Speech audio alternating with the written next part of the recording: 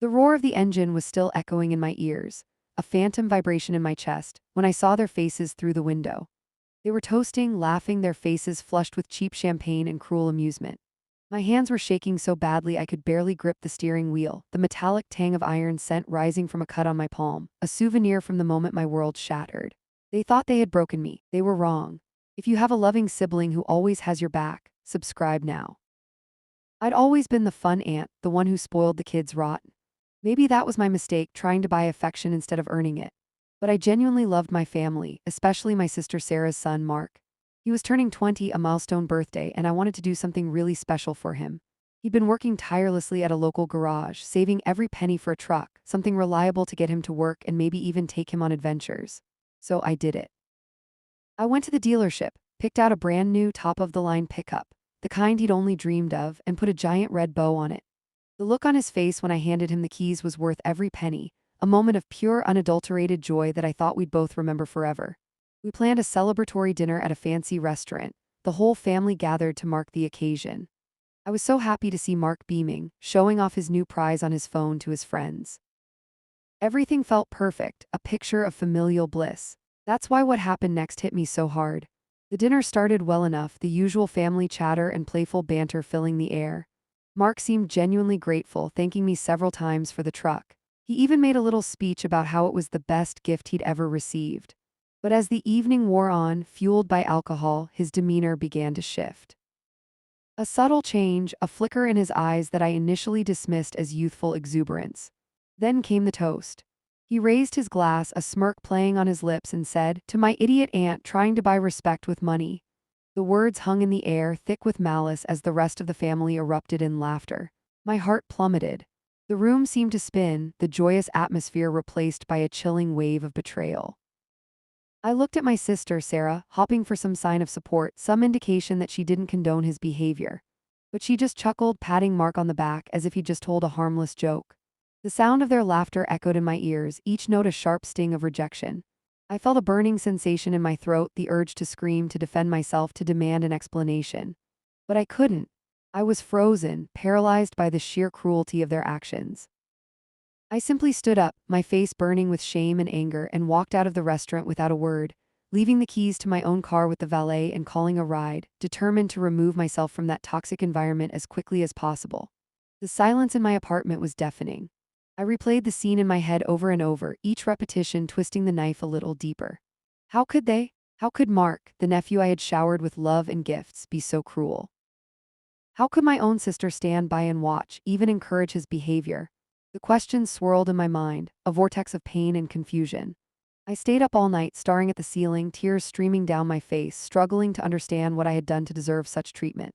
Was I really just an idiot aunt trying to buy affection? Had my generosity been misinterpreted as weakness? I started questioning everything about myself, my relationships, my choices. Maybe they were right. Maybe I was just a fool, blindly throwing money at people in a desperate attempt to fill some void in my own life. I felt utterly and completely broken, stripped bare of any self-worth. I knew that something had to change. I couldn't continue to be the family doormat, the easy target for their ridicule and contempt. But I also knew that I couldn't confront them directly.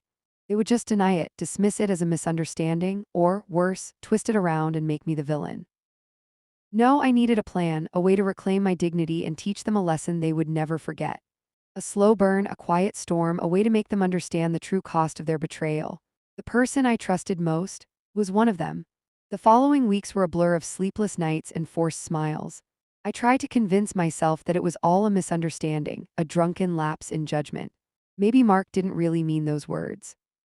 Maybe Sarah was just trying to diffuse the situation with humor. But the memory of their laughter haunted me, replaying in my mind like a broken record. I attempted to reach out to Mark, sending him a text message apologizing if I had somehow offended him. I even suggested grabbing coffee to talk things over, hoping to clear the air and salvage our relationship. His response was cold and dismissive. "Don't worry about it, Auntie, just learn your place." Sarah was no better. When I called her, she brushed off the incident as kids being kids and accused me of being overly sensitive. She said I needed to lighten up and stop taking everything so seriously. Her words felt like a punch to the gut. The realization that they were both completely unapologetic, even justified in their cruelty, solidified my resolve. This wasn't just a misunderstanding. It was a deliberate act of disrespect, a calculated attempt to diminish me. I stopped trying to reason with them. I stopped hoping for reconciliation. The hurt hardened into a cold, steely determination. I channeled all my energy into formulating a plan, a way to expose their true characters and make them understand the consequences of their actions. I started documenting everything, every interaction, every insult, every slight. I kept a detailed journal, recording the dates, times, and exact words spoken. I knew that I needed evidence, concrete proof of their malice, to make my revenge effective. I also started researching their lives, digging into their pasts, looking for vulnerabilities, for weaknesses, for anything that I could use against them. I discovered that Mark was deeply in debt, struggling to make payments on his new truck and relying on Sarah to bail him out. Sarah, on the other hand, was secretly gambling, racking up significant losses and hiding it from her husband. The more I learned, the more I realized that they weren't as happy or as secure as they appeared. Their arrogance was a facade, a mask to conceal their insecurities and flaws. And I was determined to rip that mask off and expose the ugly truth beneath. The hardest part was maintaining appearances. I had to act normal, to pretend that everything was fine while secretly plotting their downfall. It was exhausting, emotionally draining, but I knew that I couldn't let them see my true feelings.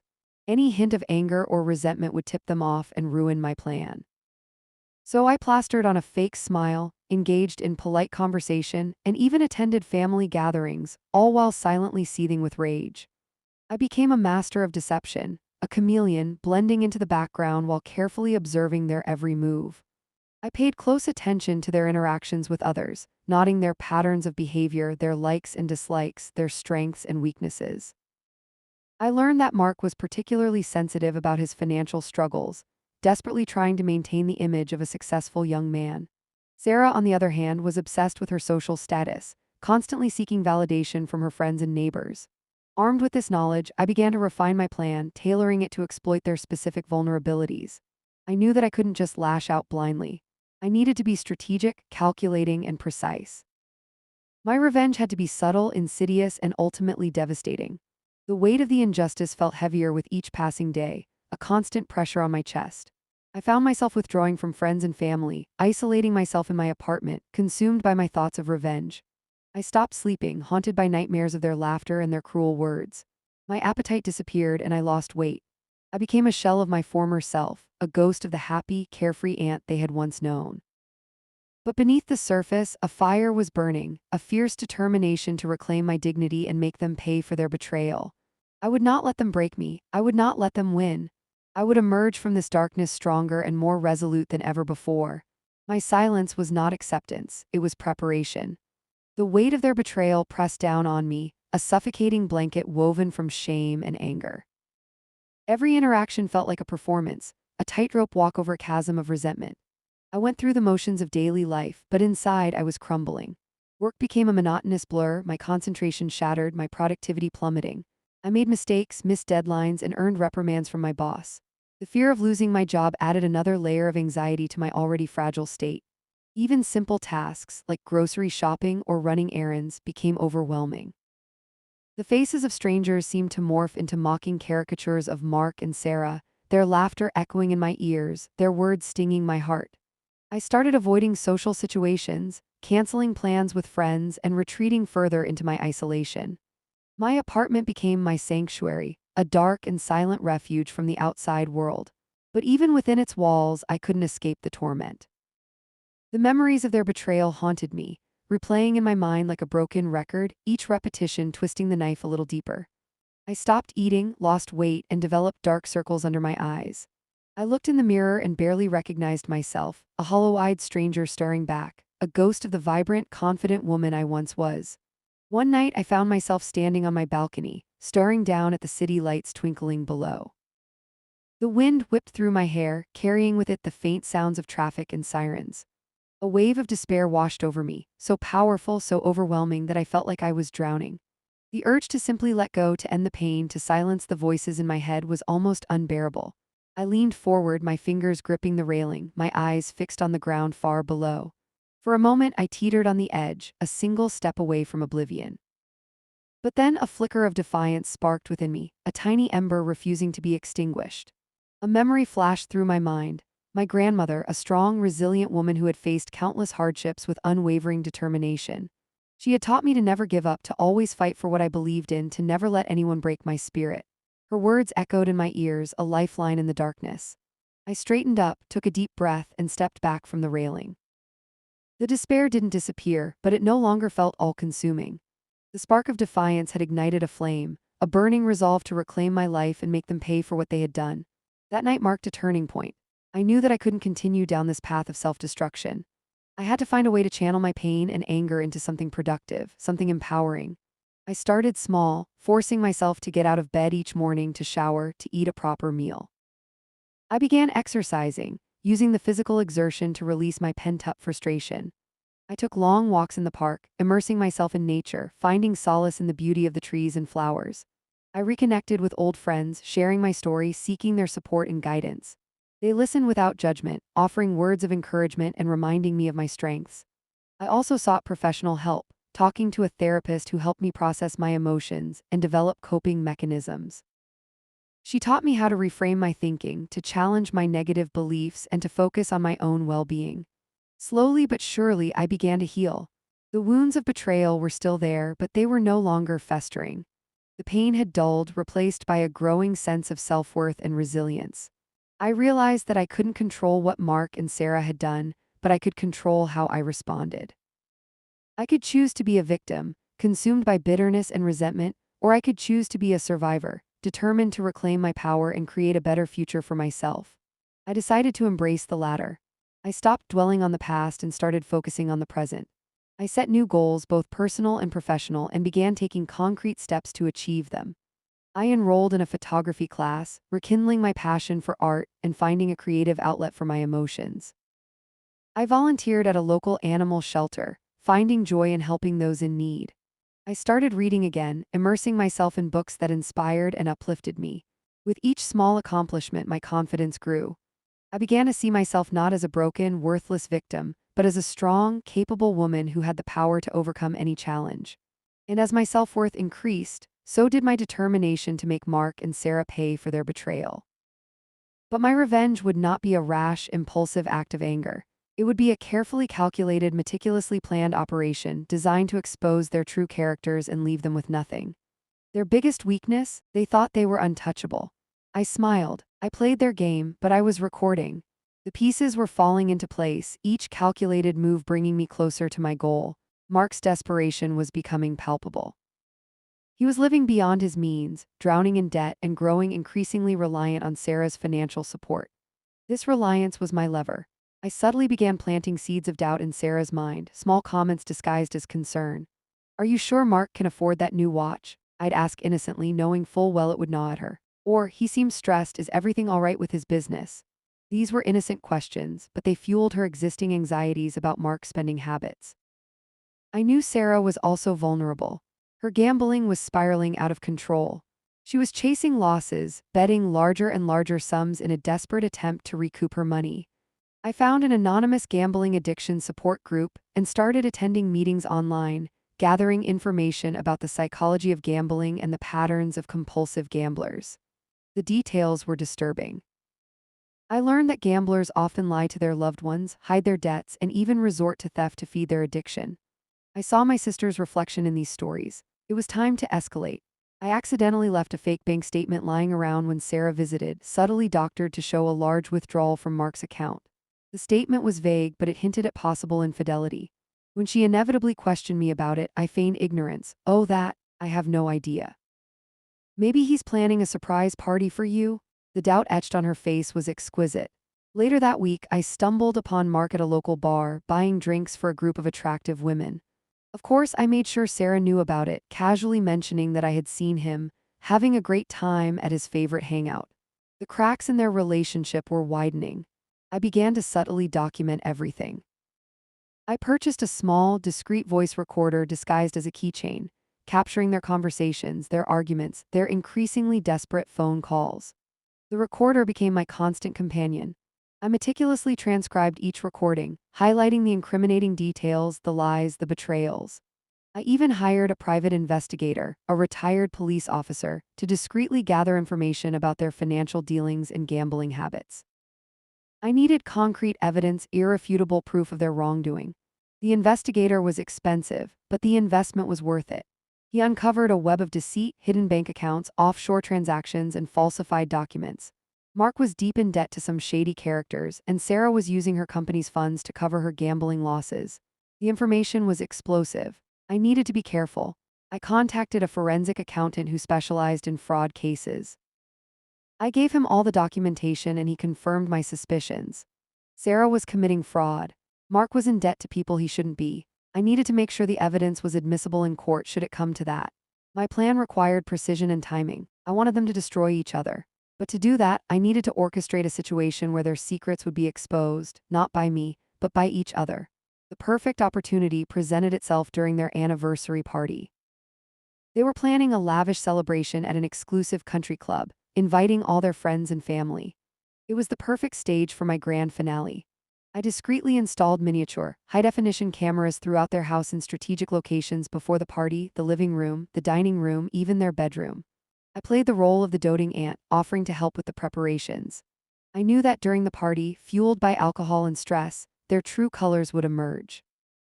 I planned on editing a video after the event with all their dirty secrets on full display, using their own words and actions as ammunition. The videos would show Mark's condescending attitude toward Sarah, her secret gambling addiction coming to light in hushed phone calls. The icing on the cake, Mark's mounting debts and desperation, revealed through intercepted communications. This video would then be sent anonymously to their family, their friends, and most importantly, their employers. I needed to be careful. If they suspected anything, they would destroy the evidence and turn the tables on me. So I maintained my facade of innocence, offering compliments, expressing my support, and feigning ignorance. I was playing the long game, patiently waiting for the perfect moment to strike. The anticipation was almost unbearable. The closer I got to the party, the more nervous I became. But I refused to let fear or doubt derail my plan. I had come too far, sacrificed too much to back down now. I was determined to see this through to the end, to expose their true natures and reclaim my dignity. The day before the party, I received a frantic call from Mark. He sounded panicked. He said he was in trouble, that he needed money, and that he was desperate. I feigned concern and offered to help, knowing full well that this was an opportunity to gather more information. He revealed that he had borrowed money from a dangerous source and that he was running out of time to repay them. He begged me not to tell Sarah, fearing her reaction. I assured him that his secret was safe with me, but secretly I recorded the entire conversation. The pieces were all in place. The trap was set. The stage was ready. All that was left was to wait for the curtain to rise and watch the drama unfold. The party was about to begin, and I knew I had to get ready. It was show time. The night of the anniversary party arrived, cloaked in deceptive glamour. The country club shimmered with lights, the air thick with the scent of expensive perfume and champagne. Guests milled about, their laughter echoing through the manicured gardens. Mark and Sarah, dressed to the nines, played the perfect hosts, their smiles masking the turmoil beneath. I watched them from across the room, a quiet observer, my heart pounding in my chest. The cameras were rolling, capturing every interaction, every gesture, every fleeting expression. The trap was set, the bait laid, and they were walking right into it. Sarah, ever the social butterfly, flitted from group to group, basking in the attention, while Mark, visibly stressed, kept glancing at his phone. He excused himself frequently, disappearing into the hallway for hushed conversations. I knew he was talking to the people he owed money to, his desperation growing with each passing hour. I circulated through the crowd, offering congratulations, feigning ignorance, all the while subtly guiding conversations, planting seeds of doubt and suspicion. I casually mentioned Mark's business troubles to a group of Sarah's friends, watching their faces cloud with concern. I overheard Sarah complaining about Mark's spending habits to her mother, her voice laced with resentment. The atmosphere was electric, a simmering cauldron of secrets and lies, ready to boil over. As the night progressed, the alcohol flowed freely, loosening tongues and lowering inhibitions. Mark grew increasingly agitated, his movements jerky, his eyes darting around the room. Sarah, fueled by champagne and frustration, became more aggressive, her voice sharp, her words cutting. They began to argue openly, their carefully constructed facade crumbling before my eyes. Their friends and family looked on in awkward silence, unsure how to react. The cameras captured it all, the venomous exchanges, the accusatory glances, the raw emotion. The moment I was waiting for arrived during the speeches. Mark, slurring his words, took to the stage to thank the guests for attending. He launched into a rambling, incoherent monologue, boasting about his accomplishments, downplaying Sarah's contributions, and making veiled threats to his creditors. Sarah, her face flushed with anger, stormed onto the stage, interrupting him. She accused him of being a liar, a cheat, and a failure. She revealed his secret debts, his infidelity, and his desperate attempts to save his failing business. Mark retaliated, exposing her gambling addiction, her hidden bank accounts, and her fraudulent activities. The truth detonated like a bomb, shattering the illusion of their perfect marriage. The guests gasped, their faces a mixture of shock and horror. The air crackled with tension. The cameras whirred, recording every devastating detail. I watched from the sidelines, my heart racing, my plan unfolding exactly as I had envisioned. This was it. The culmination of months of planning, the moment of reckoning. I slipped away unnoticed, retreating to a quiet room where I could monitor the chaos unfolding on the security monitors. I saw their friends and family turning against them, their faces filled with disgust. I saw their carefully constructed lives collapsing around them, their reputations tarnished beyond repair. I saw the true nature of their relationship on full display, a toxic mix of greed, ambition, and betrayal. I felt a surge of satisfaction, a sense of vindication. They had underestimated me, they had mocked me, they had tried to break me. But I had outsmarted them, I had exposed them, and I had emerged victorious. As the party descended into complete pandemonium, I received a text from the private investigator. He had just delivered the evidence of their crimes to the authorities. The police were on their way. The final act was about to begin. I walked back into the ballroom, my head held high, my eyes fixed on Mark and Sarah. They were standing in the center of the room, surrounded by a sea of angry faces. They looked defeated, broken, their eyes filled with despair. I approached them slowly, deliberately, my footsteps echoing in the sudden silence. They turned to face me, their expressions a mixture of confusion and fear. I smiled, a cold, calculated smile that sent a shiver down their spines. "Happy anniversary," I said, my voice dripping with sarcasm. "I have a little something for you." I pulled out my phone and pressed play on a pre-prepared video. The screen lit up, displaying a montage of their most incriminating moments, their lies, their betrayals, their secret conversations, all captured by my hidden cameras. The video played for all to see, their darkest secrets laid bare for the world to judge. Their faces drained of color. They looked like they were about to faint.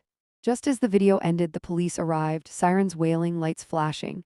They stormed into the ballroom, guns drawn, and arrested Mark and Sarah on charges of fraud, embezzlement, and conspiracy. As they were led away in handcuffs, they turned to me, their eyes filled with hatred and disbelief. "You did this," Sarah spat, her voice trembling with rage. I simply smiled and nodded. "Consider it payback," I said, "for everything." The officers escorted them out of the country club, their reign of terror finally over. I watched them go, a wave of relief washing over me. The weight of the injustice had lifted, replaced by a sense of peace and closure. I had achieved my revenge not through violence or aggression, but through careful planning, meticulous execution, and unwavering determination. I had reclaimed my dignity, I had restored my honor, and I had emerged from the darkness stronger and more resilient than ever before. As the remaining guests dispersed, their murmurs fading into the night, I turned and walked away, leaving behind the wreckage of their shattered lives. My job was done. The day they betrayed me was the day they signed their own fates. But there was one final twist, one last card to play. Before leaving, I made an anonymous phone call to Mark's creditors, informing them of his arrest and his inability to repay his debts. I knew they wouldn't take the news lightly. And I knew that Mark's problems were far from over. As I drove away, I glanced in my rearview mirror and saw a group of menacing figures approaching the police vehicle carrying Mark and Sarah. A grim smile spread across my face. The universe had a way of balancing the scales. The sight of the police vehicle disappearing into the night was almost anticlimactic. Years of planning, months of meticulous execution, all culminating in this single moment. But I knew deep down that the real fallout was just beginning. Mark's creditors were not known for their patience or understanding. They operated outside the bounds of the law in a world where debts were settled with finality. The anonymous tip I provided was the final nail in his coffin. It wasn't about the money anymore. It was about respect, and Mark had disrespected them. The next morning, the news broke. Mark and Sarah's arrest dominated every headline, their faces plastered across every screen. Their friends and family publicly disowned them, their businesses crumbled, their reputations were in tatters. But the real shock came later that day. I received a cryptic message from an unknown number, a single word: settled.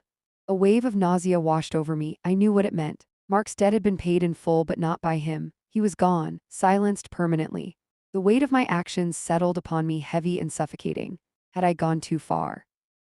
Had my quest for revenge crossed a line I could never uncross? Sarah, stripped of her wealth and power, was left to face the consequences of her actions alone. Her gambling addiction spiraled out of control, consuming her entirely. She lost everything: her house, her car, her friends, her family. She was a shell of her former self, haunted by her past, consumed by regret. The irony was inescapable. They had tried to destroy me, to erase me from their lives, but in the end they had destroyed themselves. Their greed, their ambition, their lies had been their undoing. I, on the other hand, had emerged from the ashes, stronger and more resilient than ever before. I had faced my demons, I had conquered my fears, and I had reclaimed my life. But the victory felt hollow, tainted by the knowledge of what I had done. The crimson stain of Mark's fate would forever mar my conscience. In the weeks that followed, I tried to make sense of what had happened.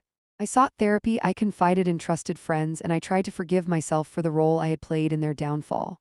It wasn't easy. The guilt lingered, a constant reminder of the darkness I had embraced. But slowly, gradually, I began to heal. I focused on rebuilding my life, on nurturing my relationships, and on finding meaning and purpose in my work. I learned to accept the past, to embrace the present, and to look forward to the future. I realized that revenge, while momentarily satisfying, was ultimately a destructive force. It consumed everything in its path, leaving behind a trail of pain and suffering. It was a dangerous game, one that came with a heavy price. Years later, I still think about Mark and Sarah from time to time. I wonder if they ever understood the magnitude of their actions, if they ever regretted the pain they had caused me.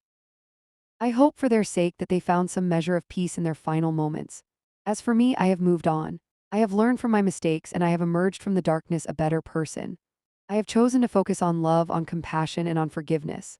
I have realized that true strength lies not in seeking revenge, but in letting go of the past and embracing the future. They lost everything. I just smiled. Revenge isn't sweet, it's necessary. Would you have done the same? Let me know in the comments. Subscribe for more justice.